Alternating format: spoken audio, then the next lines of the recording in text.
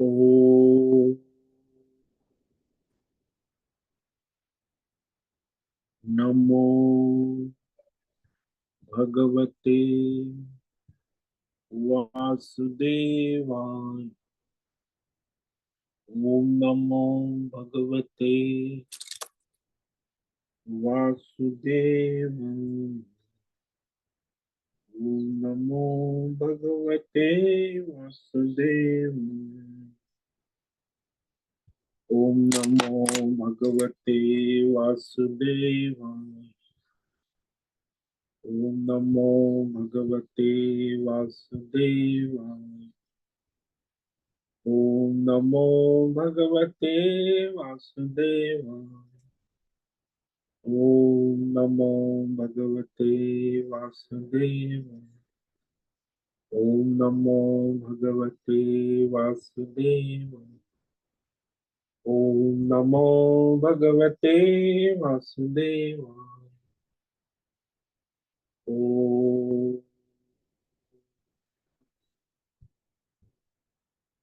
श्री परमात्मने नमो नमः। ओम गं गणपतये नमो नमः। ओम सं सरस्वत्यै नमो नमः। ओम गुरुभ्यो नमो नमः। ओम सहनाववतु सहनौ भुनक्तु सह वीर्यं करवावहै तेजस्विनावधीतमस्तु मा विद्विषावहै। ओम शांति शांति शांति। सदाशिवसमारंभां शंकराचार्यमध्यमाम् अस्मदाचार्यपर्यन्तां वन्दे गुरुपरम्पराम्। वन्दे गुरुपरम्पराम्। ॐ पार्थाय प्रतिबोधितां भगवता नारायणेन स्वयं व्यासेन ग्रथितां पुराणमुनि मध्ये महाभारत अद्वैतामृतवर्षिणीं भगवतीम् अष्टादशाध्यायिनीं अम्ब त्वामनुसन्दधामि भगवद्गीते भवद्वेषी वसुदेवसुतं देवं कंसचाणूरमर्दनं देवकी परमानन्दं कृष्णं वन्दे जगद्गुरुं।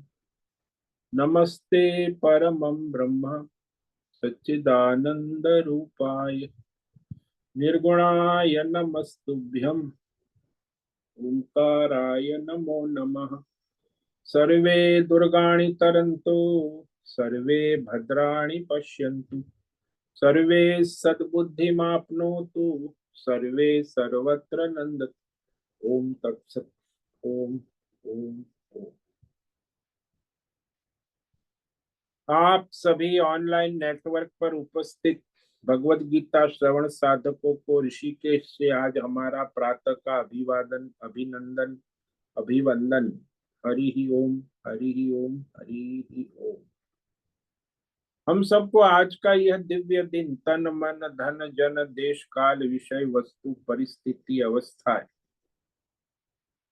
व्यष्टि समष्टि अध्यात्म भौतिक दैविक क्षेत्र सभी को अपने अपने पूर्व में अनंत जन्मों में किए हुए संचित पाप पुण्य धर्म अधर्म मिश्र कर्म के पके हुए फलस्वरूप वर्तमान में आज सभी को अपने अपने प्रारब्ध अनुसार परमेश्वरी अचिंत्य योग माया के माध्यम से प्रसाद स्वरूप में प्राप्त हुआ है। अतः आज का यह दिव्य दिन परमार्थ हेतु निष्काम सेवा यज्ञ देव यज्ञ ऋषि यज्ञ पितृ यज्ञ मानवता यज्ञ भूत प्राणी यज्ञ सात्विक दान शारीरिक वाचिक मानसिक तप निष्काम कर्म योग ध्यान योग भक्ति योग ज्ञान योग साधना स्वाध्याय वेद शास्त्रों का अध्ययन अध्यापन उपासना आराधना के लिए समर्पित करे और करवावे। अत्यंत दुर्लभ मनुष्य जीवन को परमार्थ हेतु सार्थक करे और करवावे। आज विक्रम संवत 2082 ज्येष्ठ मास कृष्ण पक्ष कि 10वीं तिथि सुबह 7:18 तक है। उसके बाद एकादशी लग जाती है जो कल सुबह 4:27 तक है। आज 2 तिथि साथ में है, एकादशी व्रत करे। और आज है अश्विनी नक्षत्र, सायं 7:49 तक। उसके बाद भरणी नक्षत्र लग जाता है। आज शनिवार है, शनिदेव हनुमान जी की आराधना उपासना का दिन है। और यहाँ ग्रीष्म ऋतु चल रही। रात्रि का न्यूनतम तापमान 18 डिग्री रहा और दिन का अधिकतम तापमान 38 डिग्री रहा है। वर्षा की बूंदाबांदी कल हुई थी, आज भी बादल छाए हैं और वायु की गति 5-10 किलोमीटर प्रति घंटा चल रही है। ईस्वी सन 2025, 21 जून, 21 जून 2025 सुबह के 6:50 हो चुके हैं। कलयुग का प्रथम चरण 5126वां वर्ष, 7वां वैवस्वत मनवंतर श्वेत वराह कल्प। ब्रह्मा जी का 26वां दिन और 51वां वर्ष चल रहा है। तो ऐसे अनंत कोटि ब्रह्मांडीय परमेश्वरीय अचिंत्य योग माया में हमारा यह एक ब्रह्मांड। इस ब्रह्मांड में ये पृथ्वी लोक में समुद्र के ऊपर जम्बू द्वीप में विश्व का एकमात्र वैदिक राष्ट्र भारत में उत्तर हिमालय प्रांत में उत्तराखंड राज्य टिहरी जिले में हिमालयन शिवालिक पर्वतमाला के अंतर्गत मणिकूट पर्वत की नीलकंठ महादेव के सामने ऋषिकेश नगरी में मुनि की रेती प्रांत में शीशम जाड़ी में अवधूत बाड़ा आश्रम के सी ब्लॉक के पहले माले से 5 नंबर कमरे से गंगा किनारे से हम स्वामी उत्तमानंद सरस्वती भगवद गीता के आचार्य शिष्य स्वामी चिन्मयानंद सरस्वती महाराज चिन्मय मिश्र कैवल्याद्वैत वेद व्यास भगवत पाद शंकराचार्य की श्रृंगेरी संन्यास परंपरा से शिक्षित दीक्षित सनातन वैदिक भारतीय हिंदू धर्म अनुसार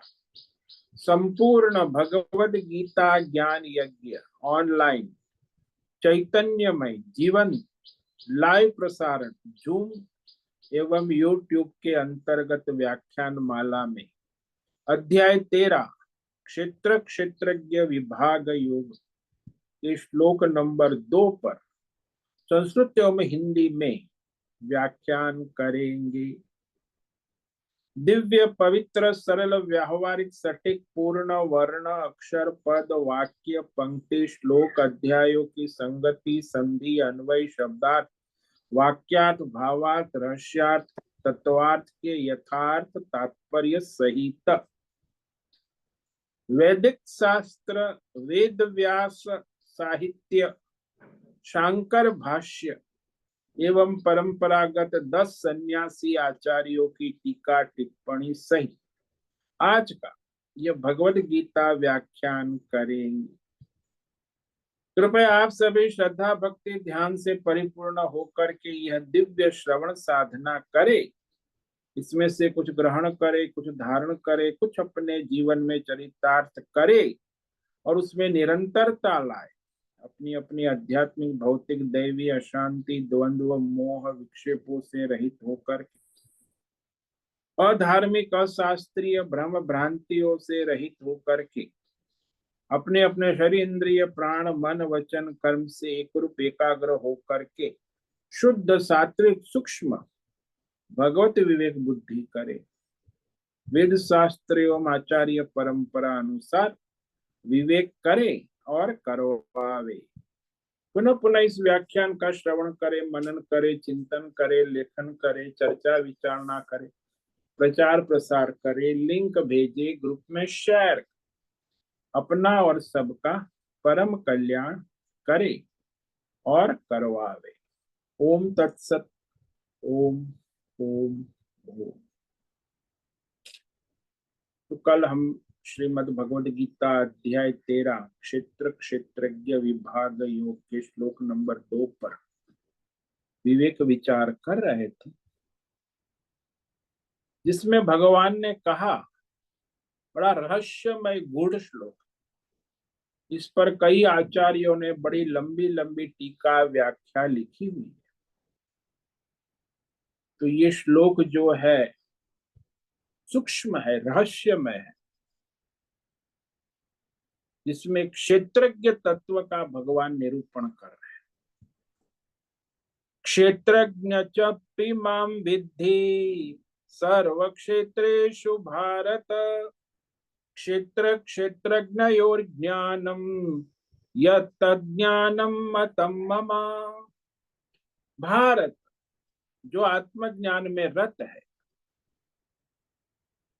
सर्व क्षेत्रेषु, सर्व यानी देश काल विषय भौतिक अध्यात्म दैव सर्व, व्यष्टि समष्टि सर्व क्षेत्रेषु क्षेत्रज्ञम अपि मां विद्धि। क्षेत्रज्ञ अर्थात सबका अंतरात्मा, अंतर्यामी आत्मा, मुझ परमात्मा को ही जानो विद्धि, कि सबकी अंतरात्मा मैं परमात्मा रूप से उपस्थित, यानी उनकी अंतरात्मा ही परमात्मा है, जो उसके कर्मों के अनुसार उसको चलाती है, प्रारब्ध के अनुसार, व्यष्टि समष्टि सबको। और ये क्षेत्र और क्षेत्रज्ञ का जो तत्व है, इस तत्व को जानना, यही वास्तव में आत्मज्ञान है। इसी को आत्मज्ञान, परमार्थ, ऐसा भगवान कहते मेरा मत है। अच्छा, इस रहस्य को कौन जान सकता है? सुन तो सब सकते हैं, लेकिन उसकी अनुभूति कौन कर सकता है?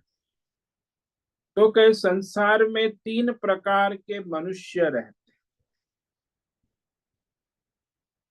एक है प्रेय के मार्ग में, यानी भोगी, इंद्रिय भोग में दिन रात लगे संसारी, जिसको कहते हैं पैसा कमाओ, भोग करो और मरो। तो 90% तो इसी कैटेगरी में आते हैं, प्रेय मार्ग, संसारी भोगी।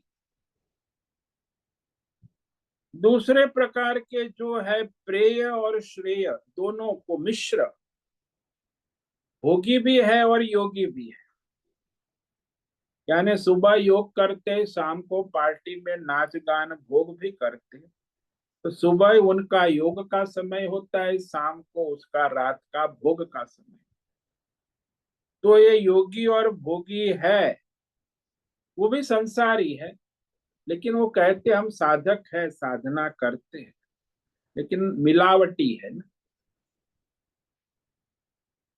तो ये मिलावटी भी 5-10% तो ऐसे मिलावटी ही हो। वास्तव में श्रेय निष्काम योग परमार्थ में लगने वाले कितने हो?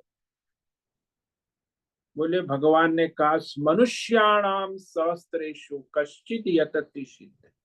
योग सिद्धि में लगने वाले हजारों में से कोई एक विरला इस परमार्थ योग साधना में लगता है, यानी मिलावटी नहीं है, भोग और योग की मिलावट। तो ऐसा जो साधक है, उसी को ये क्षेत्र क्षेत्रज्ञ का विवेक होता है। बाकी संसारी को तो कोई, संसारी तो क्षेत्र को ही अपना सारा मानता है, आत्मा। और जो मिलावटी है, वो अपने इंद्रिय के विषय भोगों को भी मानता है और योग साधना भी करता है, मिलावटी। लेकिन वो परमार्थ के मार्ग में पूर्ण रूप से प्रशस्त नहीं है। इसीलिए गीता में कहा कि ये सारा आत्मज्ञान तो उपलब्ध है, लेकिन अज्ञाने नावृतम ज्ञानम, आत्मज्ञान जो है अज्ञान से, अज्ञान क्या है? कामना, वासना, भोग विलास, तो उससे सारे प्राणी मोहित तो हो रहे हैं। इसीलिए हमारा विश्व संसार में अज्ञान से ही आत्मज्ञान ढका हुआ है। जैसे बादल से सूर्य ढक जाता है, हालांकि बादल सूर्य को ढांक नहीं सकता है, लेकिन ऐसा हमें प्रतीत होता है कि बादल ने सूर्य को ढक दिया। अभी आज यहाँ ऋषिकेश में बादल छाए हैं, सूर्योदय हुआ ही नहीं, सूर्य के दर्शन ही नहीं हुए, ढक दिया। तो बादल यहाँ से ज्यादा कितने दूर होंगे? 2-5 किलोमीटर ऊपर, उसके ऊपर तो खुला आसमान है।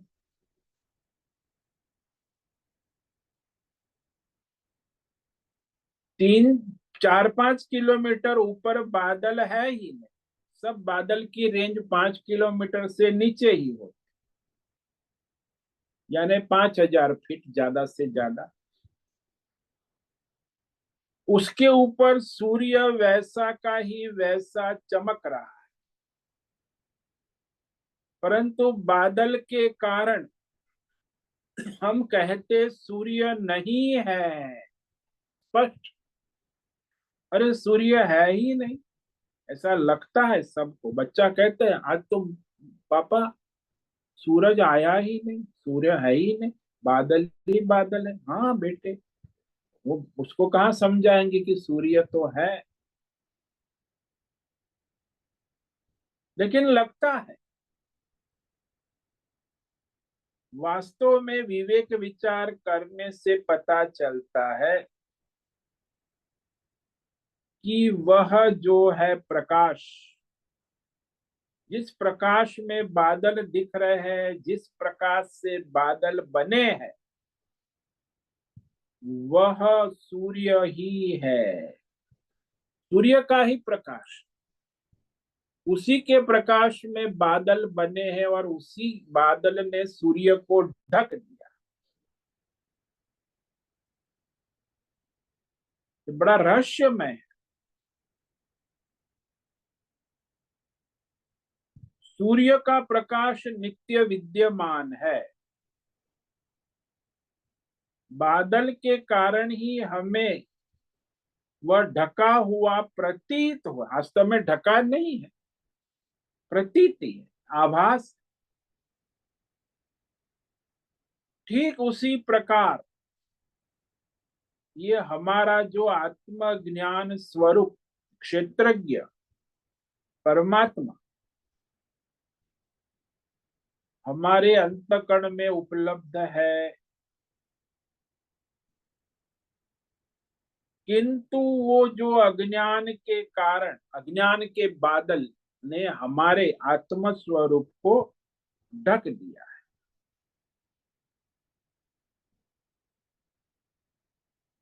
इसीलिए ज्ञाने न आवृतम अज्ञान, तो अज्ञान से आत्मज्ञान ढक गया। वास्तव में वो ढका हुआ नहीं। इस प्रकार संसार में आत्मज्ञान और अज्ञान दोनों साथ में रहते हैं, फिर भी अज्ञान आत्मज्ञान को ढक देता है। जैसे बादल और सूर्य साथ में रहते हैं, फिर भी बादल सूर्य को ढक देता है। इस प्रकार ये सारा संसार में सभी जीव अज्ञान से मोहित हो रहे।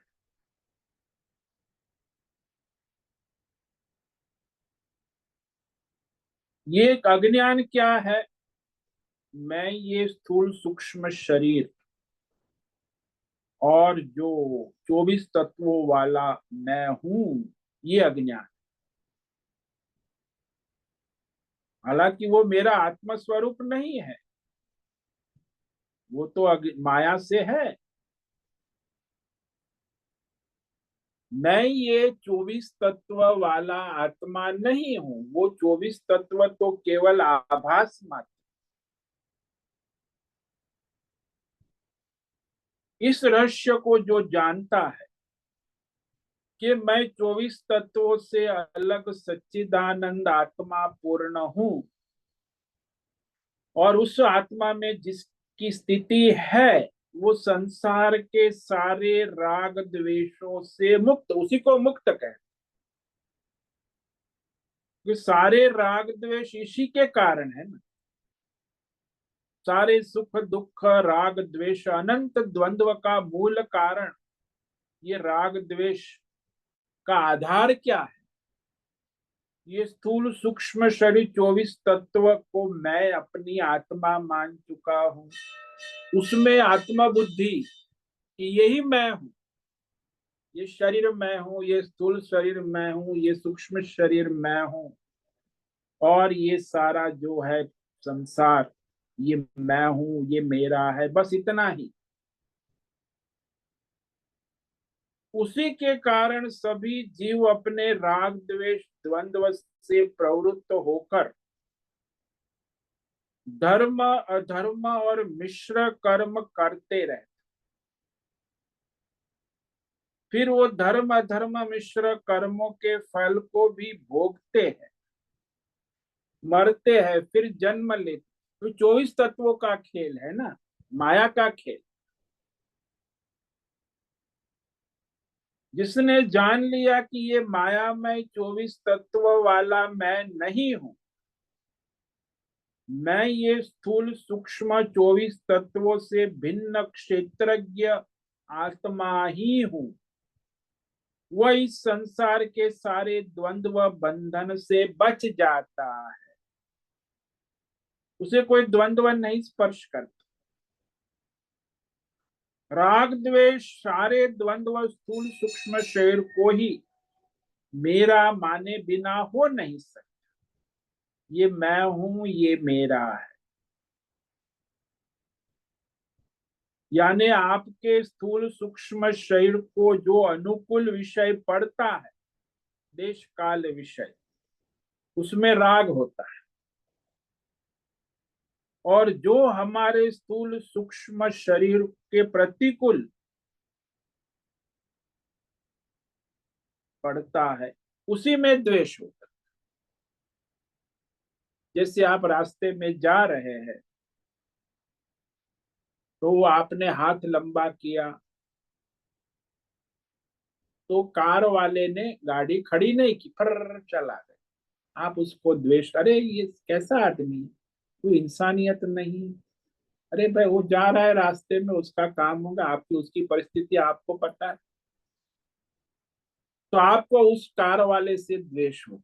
फिर दूसरा आया, आपने हाथ उठाया, उसने कार किया, हाँ क्या है, कहाँ जाना है? देहरादून, हाँ हाँ चलिए बैठ जाइए, मैं भी देहरादून। फिर उसमें राग हो गया, कितना अच्छा आदमी है, मुझे देहरादून तक पहुंचा दिया, आपका बहुत धन्यवाद। उसमें राग हो, उसका फोन नंबर है, मेरे घर आना। और उसको जो कार वाला चला गया था, उसमें द्वेष हो। क्यों भाई? ऐसे तो कोई मतलब है ही नहीं, रास्ता है भाई। जो भी संसार में देश काल विषय वस्तु व्यक्ति परिस्थिति हमारी कामना वासना के अनुकूल होगा, वो हमें प्रिय लगेगा, उसमें राग होगा ही। और दुनिया का जो भी देश काल विषय वस्तु व्यक्ति परिस्थिति हमारी कामना वासना के प्रतिकूल चलेगी, तो उससे द्वेष होगा, उससे दुख होगा, उससे कष्ट होगा। भाई क्यों आप करते हो कामना वासना इच्छा? अज्ञान। तो अज्ञान के कारण कामना, और कामना के अनुकूल जो भी होगा उसमें राग, और कामना के प्रतिकूल जो भी होगा उसमें द्वेष। इस तरह द्वंद्व का संसार चलता रहता है। लेकिन वो आत्मज्ञानी है, जब पता लग गया कि मैं ये स्थूल सूक्ष्म शरीर ही नहीं हूं, स्थूल सूक्ष्म शरीर के अनुकूल जो भी देश काल विषय कामना में राग फिर कैसे करोगे, क्योंकि ये शरीर ही मैं नहीं हूं। चाहे उसके प्रतिकूल में द्वेष कैसे करोगे। कभी राग द्वेष नहीं होंगे। जब तक मैं ये स्थूल सूक्ष्म शरीर हूं तब तक मुझे राग द्वेष होंगे, तब तक धर्म अधर्म मिश्र कर्म भी हो। संसार में सारी प्रवृत्ति निवृत्ति का मूल कारण यह विषय ऐसा हो, ये मुझे अच्छा लगता है, यह विषय ऐसा न हो, यानी ये धर्म हो ये अधर्म हो, यह आग्रह है।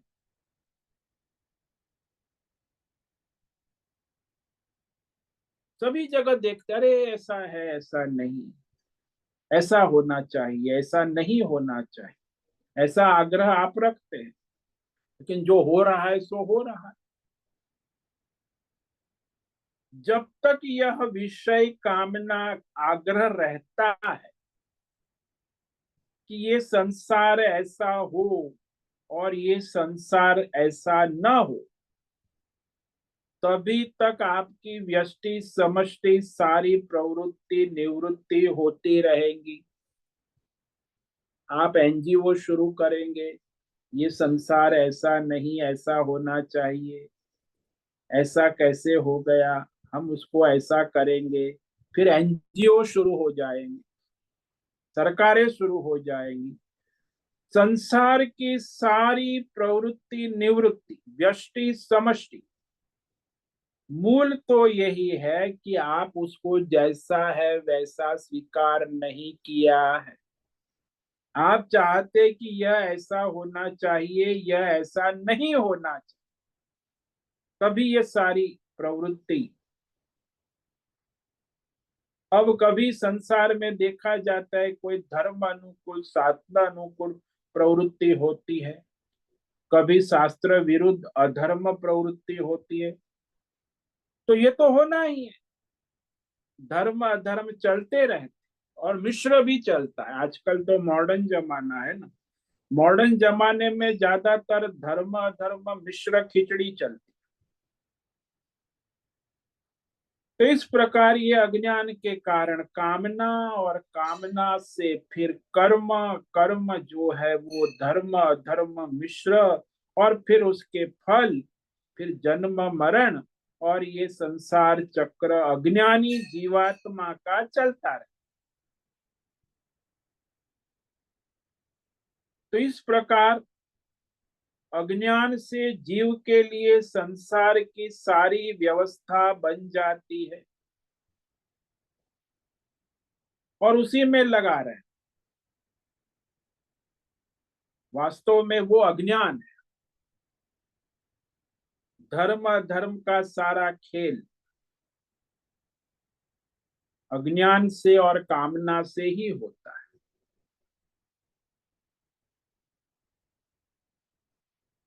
अब वेद शास्त्र का काम है हमको ये धर्म अधर्म में लगाना नहीं चाहते। वेद शास्त्र और आचार्य परंपरा ये काम चाहती है कि हम आत्मज्ञान में स्थित। वेदों का परम लक्ष्य धर्म अधर्म नहीं है, वेदों का परम लक्ष्य है आत्मज्ञान करा देना।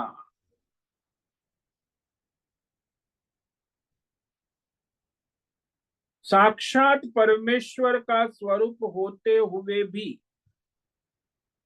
यह क्षेत्रज्ञ जीव अपने आत्म स्वरूप के अज्ञान के कारण संसारी बनकर संसार में भटक रहा है।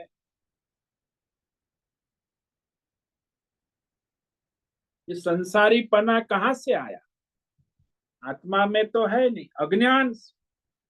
अपने आत्म स्वरूप के अज्ञान से, फिर अहंकार से, फिर ये 24 तत्वों का तादात्म्य करके, फिर मैं देवदत्त डॉक्टर इंजीनियर बनकर संसार में भटकता रहे। संसारी पना।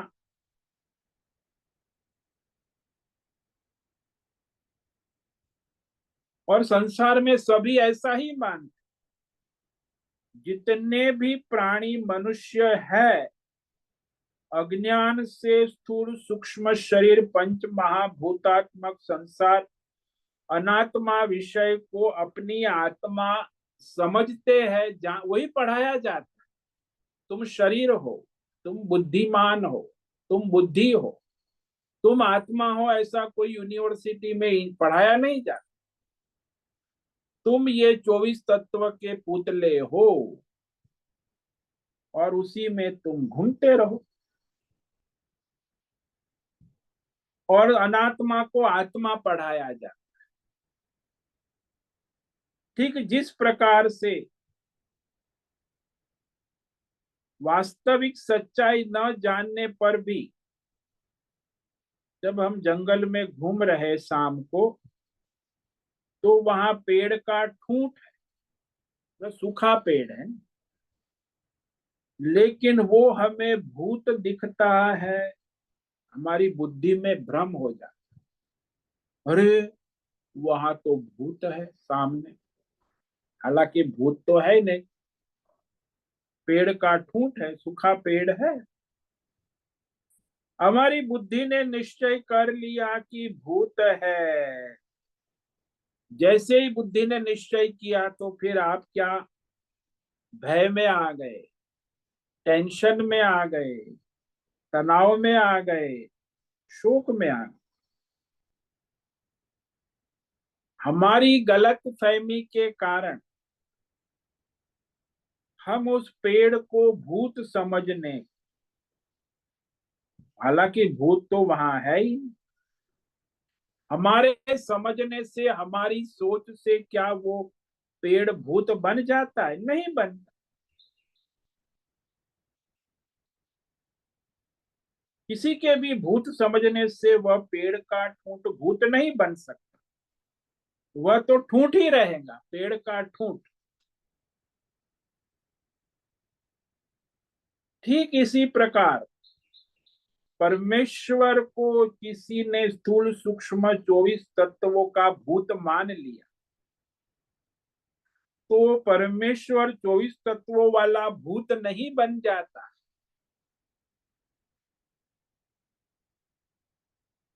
स्थूल सूक्ष्म शरीर 24 तत्व से रहित ही रहता है।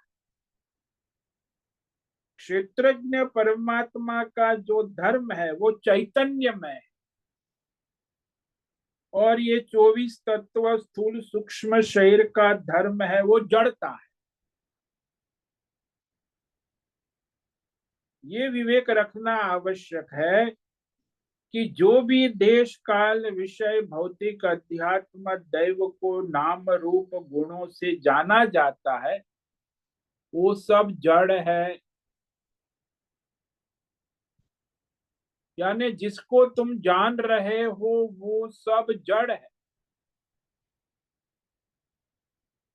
और जिसके द्वारा जान रहे हो वो चेतन है, चैतन्य में। वो स्वयं कुछ नहीं कर सकता, जो जड़ है ना।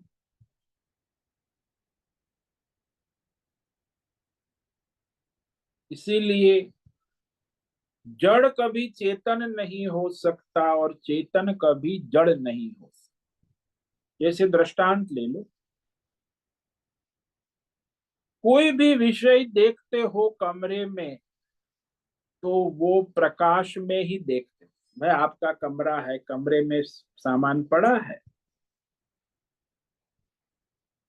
तो जब हम कमरे में कोई भी विषय देखते हैं तो प्रकाश में देखते हैं। और प्रकाश जिस विषय पर पड़ता है उसको भी प्रकाशित कर देता है। ठीक इसी प्रकार आत्मज्ञान स्वयं ज्ञान प्रकाश रहते हुए ही ये 24 तत्वों को प्रकाशित कर देता है। भौतिक विषय वो जड़ है सारे, लेकिन वो चैतन्य आत्मा क्षेत्रज्ञ उसे प्रकाशित कर देता, उस विषय का ज्ञान करा देता है और उस विषय को हम जान लेते कि अरे हाँ ये मोबाइल है। किसने जाना? आत्म प्रकाश में आपने जाना इंद्रियों के द्वारा कि ये मोबाइल।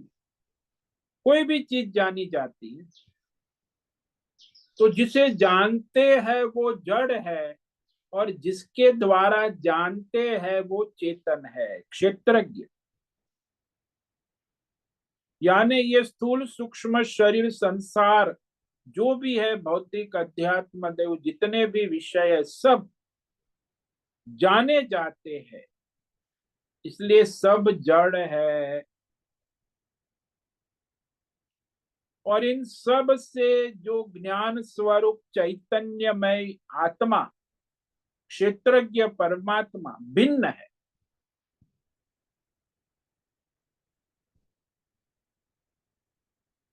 तो एक जो है जाना जाता है और जिसके द्वारा जानते हैं वो दोनों अलग। जिसके द्वारा जानते हैं वो चैतन्य है। जैसे कमरे में आप जानते हैं ये विषय सारे, वो प्रकाश के द्वारा तो प्रकाश जो है उसके बिना आप कमरे में क्या है नहीं देख सकते। ठीक इसी प्रकार ये स्थूल सूक्ष्म 24 तत्व में जो भी हम द्वंद्व अनुभव करते हैं ना, सुख दुख, मान अपमान, राग द्वेष, लाभ हानि, मोह इच्छा प्रवृत्ति निवृत्ति, सारे द्वंद्व ले, सारे के सारे द्वंद्व को प्रकाशित करने वाला ज्ञाता आत्मा है। जानने वाला क्षेत्रज्ञ वह सुख दुख आदि द्वंद्वों से रहित,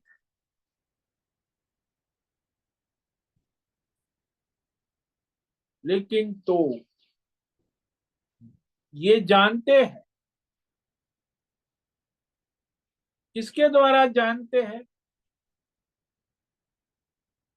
जिसको हम जानते हैं, जिसके द्वारा जानते हैं वो क्षेत्रज्ञ, और जिसको जानते हैं वो क्षेत्र है।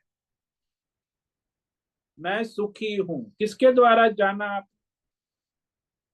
मैं दुखी हूं, किसके द्वारा जाना?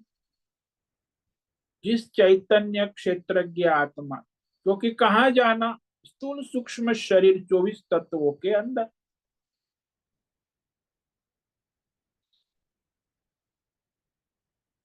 तो ये सारा द्वंद्व है, कर्तापना भोक्तापना, सारा संसार हम जानते हैं। वो जानने वाला कौन है?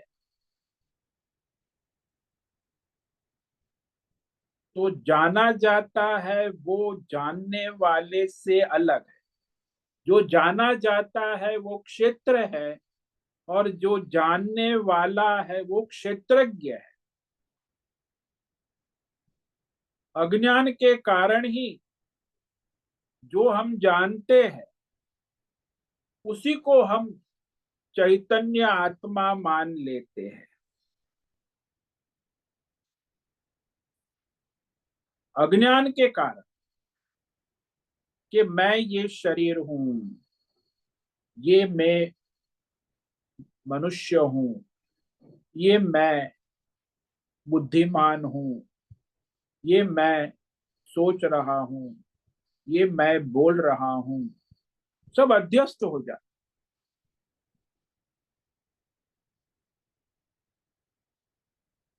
अब वह जो विषय है उसको प्रकाशित करने वाला क्षेत्रज्ञ मैं हूं।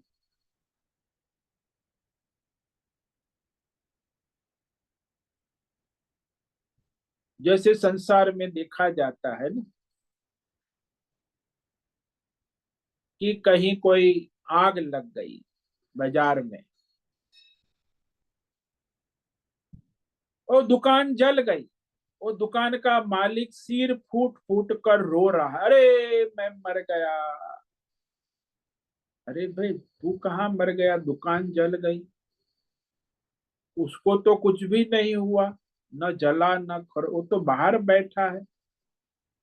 दुकान जल गई, दुकान का नाश हो गया, लाखों करोड़ों का नुकसान हो गया। तभी वो दुकानदार कहता है कि मैं मर गया, मैं मारा गया। सचमुच में तो वो जिंदा है, मारा नहीं गया, मर भी नहीं गया। फिर भी उसका जो तादाद में है दुकान के साथ, उसके कारण वो अपने को मरा हुआ मारा हुआ समझ रहा है।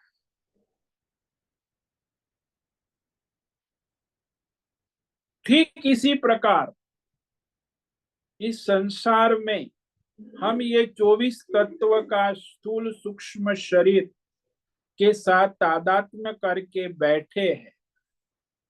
तब सुख दुख राग द्वेष सारे द्वंद्व धर्म हम अपने ऊपर अज्ञान से थोप लेते हैं। भाई मैं सुखी मैं दुखी, अरे मैं तो क्षेत्रज्ञ हूं तो सुखी दुखी कैसे, क्योंकि तादात्म्य में हो गया। आप ऐसा कह सकते कि मेरा मन दुखी है, मेरा मन सुखी, लेकिन नहीं, मैं ही सुखी हूं, मैं ही, इतना तादात्म्य में हो। तो अज्ञान से अपने पर थोप लेता है और कहता है मैं सुखी हूं मैं दुखी हूं। सारे क्षेत्र 24 तत्वों में रहते हुए उसे प्रकाशित करते हुए क्षेत्रज्ञ परमेश्वर ज्यों का त्यों, उसमें कोई विकार नहीं आता, उसके अंदर संसारिता का अंश भी नहीं। वो हमेशा जैसा है वैसा चैतन्यमय परिपूर्ण शुद्ध रहता।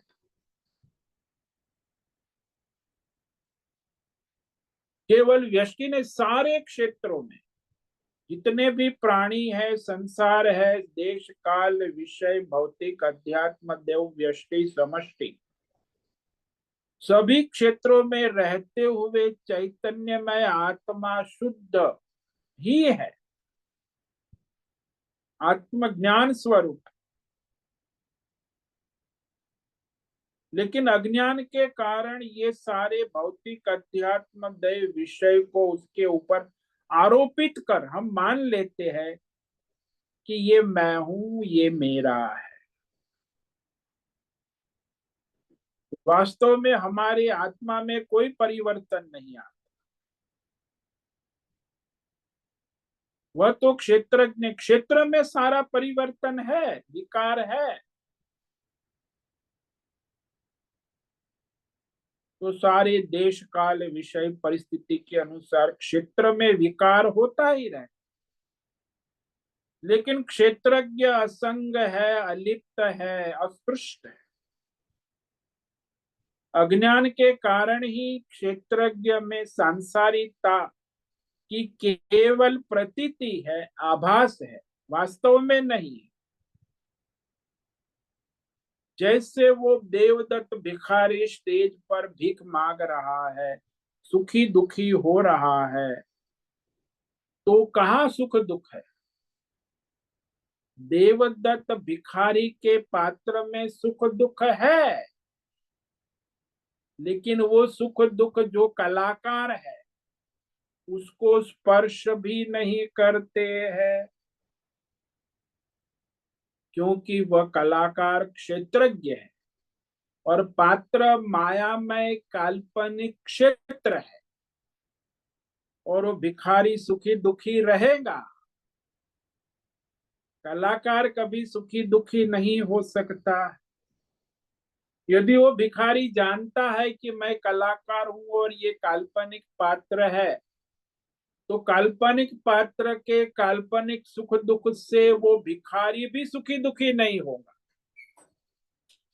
क्योंकि वो जानता है कि ये तो नाटक है, स्टेज है, काल्पनिक स्टोरी है। तो देवदत्त भिखारी नाम का कोई वास्तविक पात्र है ही नहीं, ये तो कलाकार ही है।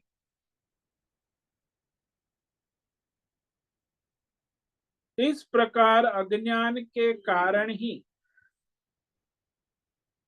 आत्मज्ञान ढक जाता है। तो आत्मज्ञान को ढकने वाला कौन है? ये संसार 24 तत्वों की विषय वृत्ति, अविद्या अंधकार कहते हैं ना।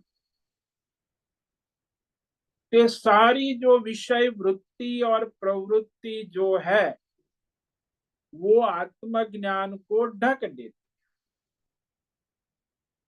और फिर वह जीव मोहित हो जाता,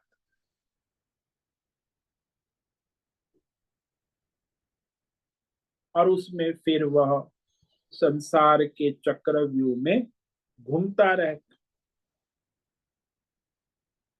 तो इस श्लोक पर और भी कल विचार करें, बहुत लंबे विचार है इस पर। क्षेत्र क्षेत्रज्ञ तत्व बड़ा रहस्यमय है, इसीलिए आचार्यों ने, शंकराचार्य ने भी इस पर 20-25 पन्ने की कमेंट्री लिखी है। सभी आचार्यों ने लंबी लंबी व्याख्या लिखी है, क्योंकि क्षेत्र क्षेत्रज्ञ का विषय बड़ा सूक्ष्म है, गहन है, उसी को आत्मज्ञान कहते हैं।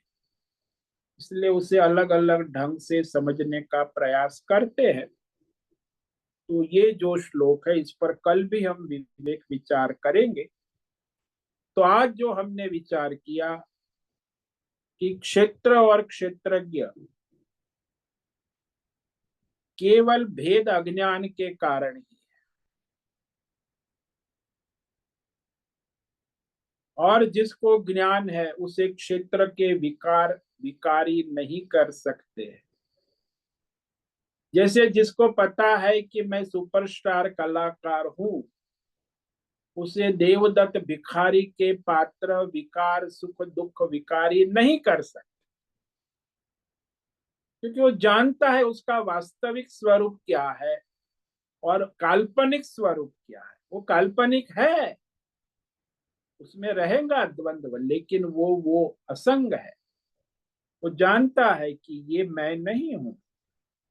यदि अज्ञान से उसको तादात्म्य कर लिया, तो फिर वो कलाकार भी सुखी दुखी हो जाएगा। तो अज्ञानी है वही, अज्ञानी कलाकार ही पात्र के साथ तादात्म्य कर संसारी बन जाता है, और ज्ञानी कलाकार है वो पात्र करते हुए पात्र से असंग अलिप्त रहकर वो पात्र के विकारों से विचलित नहीं होता। तो सारा खेल है ज्ञान और अज्ञान का। वही परमात्मा अज्ञान से जीव बनकर संसारी हो जाता है, और वही परमात्मा आत्मज्ञान से संसार के सारे बंधनों से मुक्त रहता है। इस श्लोक में कहा, क्षेत्रज्ञं चापि मां विद्धि सर्वक्षेत्रेषु भारत, क्षेत्र क्षेत्रज्ञयोर्ज्ञानम् यज्ञानम् तज्ज्ञानम् मतं मम। भारत, भगवान ने शब्द कहा है, भारत आत्मज्ञान में रत है। सर्व क्षेत्रेषु, देश काल विषय भौतिक अध्यात्म दैव व्यष्टि समष्टि सभी क्षेत्रों को जानने वाला क्षेत्रज्ञ जो जाना जाता है वो क्षेत्र है, और जो जानता है वो क्षेत्रज्ञ है। वो कौन है? बोले क्षेत्रज्ञ अपि माम विद्धि, क्षेत्रज्ञ को मुझ परमात्मा स्वरूप ही जानो। यह क्षेत्र क्षेत्रज्ञ विवेक ही तत्व ज्ञान है, यही आत्मज्ञान है। इस प्रकार यह जानना दोनों पृथक पृथक विवेक, जिसको कहते तत्व विवेक, इस तत्व विवेक को आत्मज्ञान कहते हैं। यद ज्ञानम तत् ज्ञानम। क्षेत्र क्षेत्रज्ञ का हंस की तरह दूध का दूध और पानी का पानी विवेक होना, तत्व विवेक, उसी को आत्मज्ञान ऐसा कहते। ऐसा भगवान ने कहा, मेरा मत। मिलावट नहीं, मिलावट को अज्ञान कहते, और क्षेत्र क्षेत्रज्ञ को विवेक पूर्वक दूध का दूध पानी का पानी हंस की तरह जानना, ये आत्मज्ञान है। ओम नमो नारायणाय। ओम नमो नारायणाय।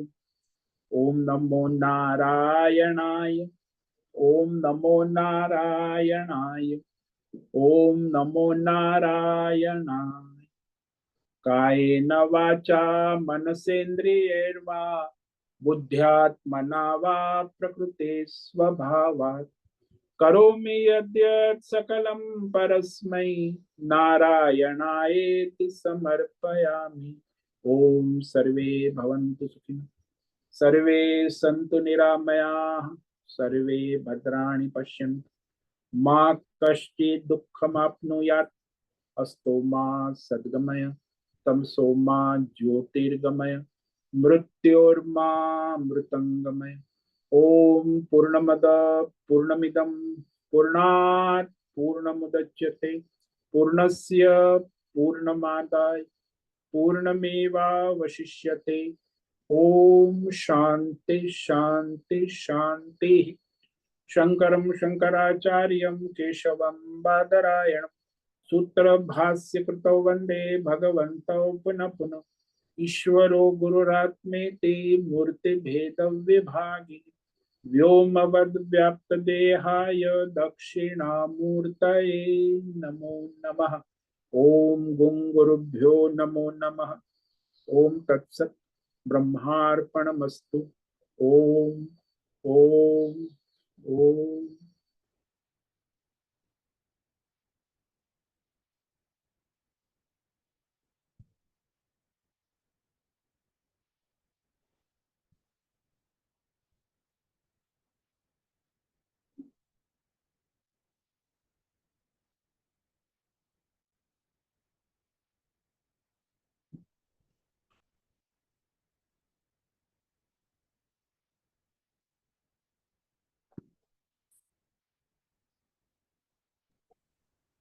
नमो नमः गुरुदेव।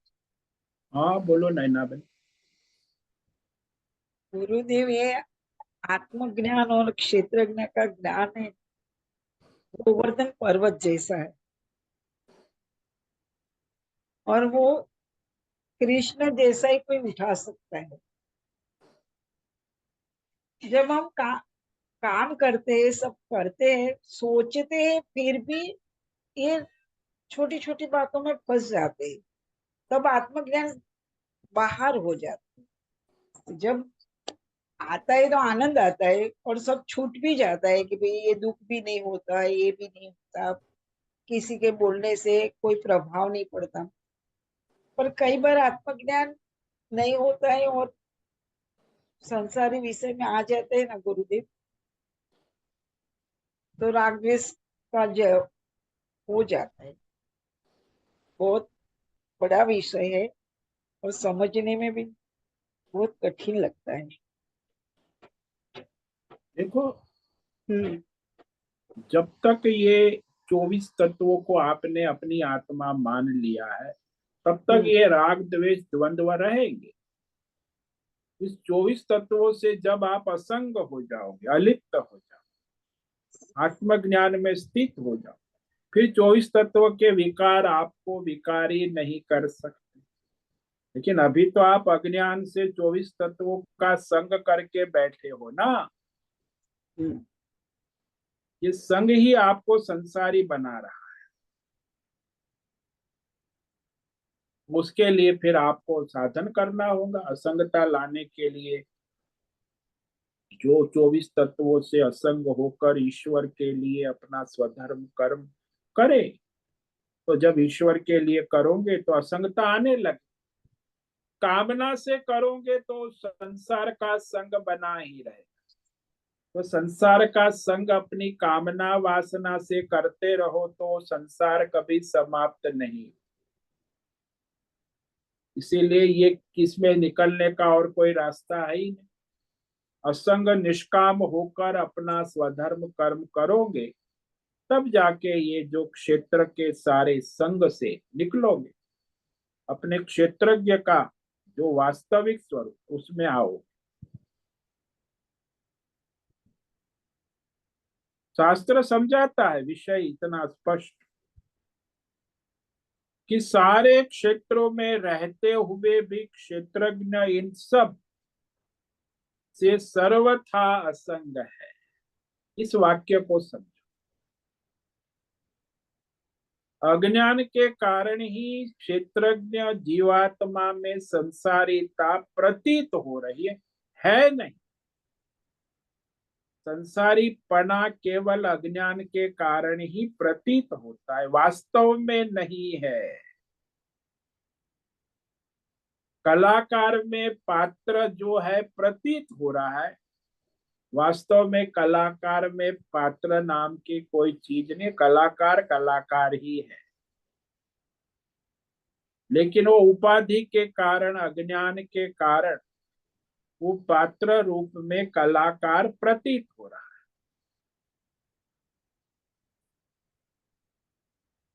यही समझाते हैं वेद शास्त्र बार बार।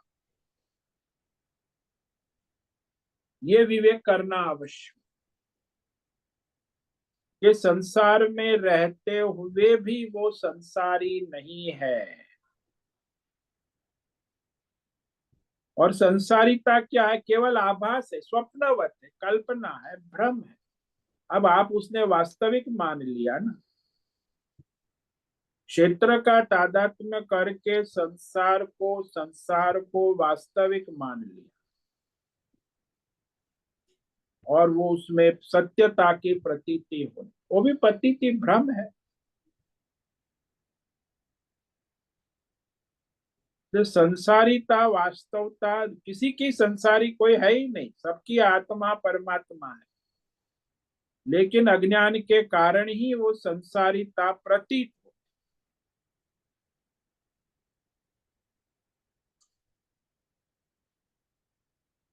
सारे क्षेत्रों में रहते हुए भी चैतन्य स्वरूप आत्मा ही है, क्योंकि आत्मा ज्ञान स्वरूप है। वो हमेशा चैतन्यमय शुद्ध ही रहता है।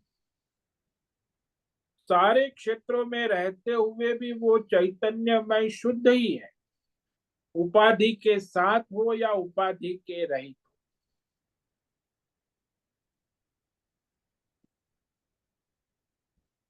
यानी अज्ञान से आप किसी विषय को अपना आरोपित कर लेते हो, तो उससे कोई आत्मा क्षेत्रज्ञ में परिवर्तन नहीं लाता। वह तो जैसा है वैसा ज्यों का त्यों है। देवदत्त भिखारी के पात्र को आप परिवर्तन करते हो तो कलाकार में कोई परिवर्तन नहीं हो, पात्र में सारा परिवर्तन दिखाई देता है। कलाकार में कोई परिवर्तन नहीं है। तो एक परिवर्तनशील है और एक अपरिवर्तन, दोनों स्टेज पर है। उस नाटक में स्टेज पर दोनों उपस्थित। एक सतत परिवर्तनशील है, वो पात्र है, और एक सतत अपरिवर्तनशील प्रकाशक है, वो कलाकार है, वो असंग है, वही मुक्त है। पात्र तो मुक्त हो ही नहीं सकते, पात्र तो अपने पात्र द्वंद्व में सुखी दुखी होता ही रहे। हमें ये याद रखना है कि हम पात्र है।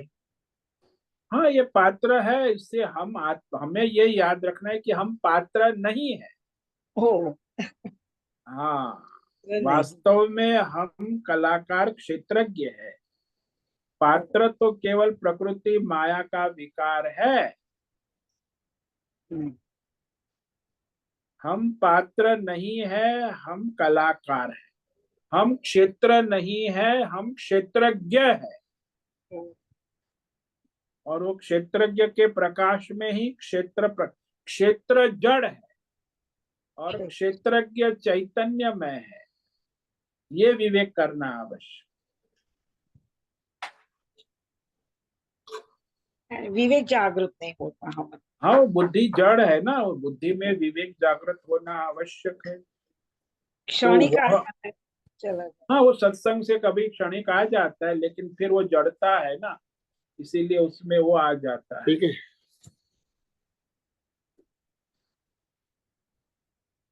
इसका बहुत बहुत निरंतर अभ्यास करना आवश्यक है और क्षेत्र से असंग होकर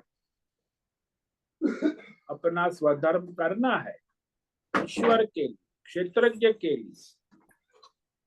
तब इस क्षेत्र की माया से बाहर निकलो, नहीं तो उसी में पड़े रहो।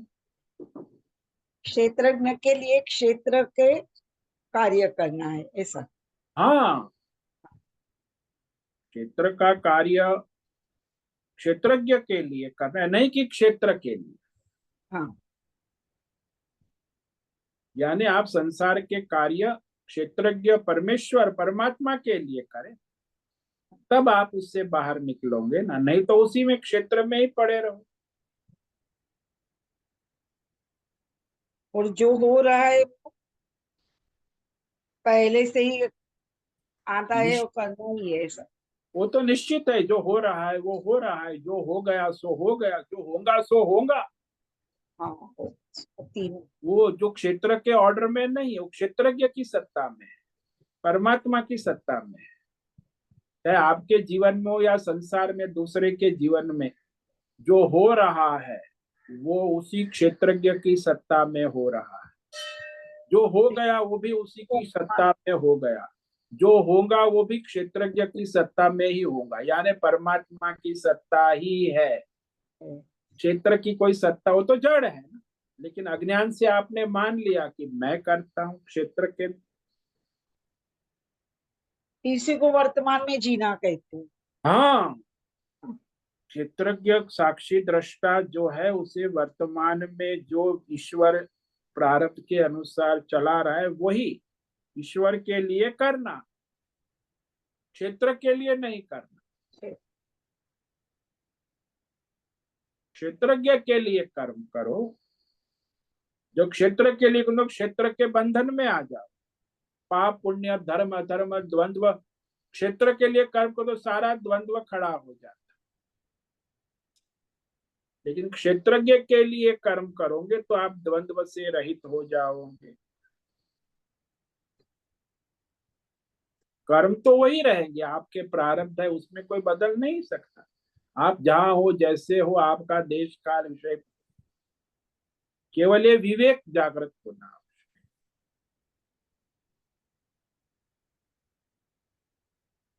आज की एकादशी सब। हाँ जी, आज एकादशी का विवेक करो, निर्जला करो। सूर्योदय से सूर्यास्त, सुबह सूर्योदय 4:45 5:45 का है और सूर्यास्त 7:15